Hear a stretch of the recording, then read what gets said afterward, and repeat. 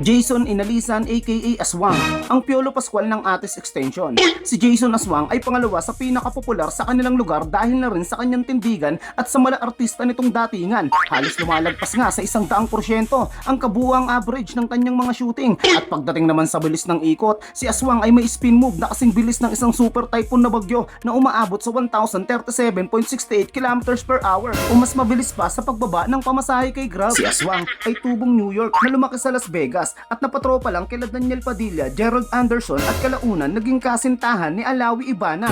Punta naman tayo sa rebound skills niya.